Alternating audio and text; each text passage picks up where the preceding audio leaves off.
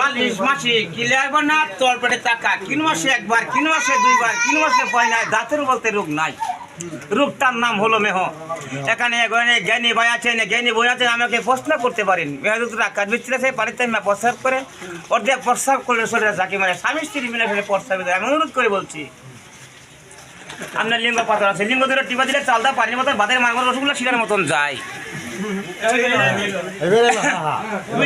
আপনার বাবার জমিবাড়ি থেকে জমিবাড়ি বিক্রি করে শরীর বাসায় ভর্তি করা হচ্ছে সিঁড়ির উপর সময় আপনি পুরো সঙ্গে কাইটা চিরা লাইলেও ভিতরে সিলাই করে দিবে ডাক্তার একটা প্রেসক্রিপশন দিলে বলবে এই প্রেসক্রিপশন দিলে যা লেখা আছে মতো ব্যবহারে চললো ওইটা যদি লেখাপড়া না জানে ডাক্তার বলে ডাক্তার সাহেব এই সাবজেক্টে কী লেখা আছে পরে শোনা দেন আমাকে ডাক্তার প্রথমেই বলবে দুনিয়া সব কিছু কাজে সব কিছু কিন্তু কিন্তু একটা কথা কি স্বামী স্ত্রী মিলে সেরা করে না ডাক্তার সব আপনাকে কি বলেন আমার বয়সটা আমার তো বলছি আমি একটি সন্তানের ভিতরে আল্লাহ মৃত্যু না কেন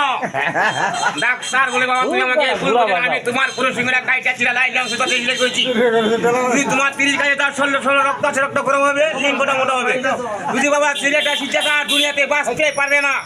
বাইরে আমার বন্ধু আমার দোকানের আগে বন্ধুর চৌরাস্তা মাথা ওখানে আছে এখানে আমার সাথে যোগাযোগ করেন তুই আপনি রূপটা বানাও ওষুধ খাওয়ার পরে কিছু টাকা পয়সা দিয়ে বিদেশে যাবে সোনার বাংলাদেশ আমার বলে বক্তব্য এখন শেষ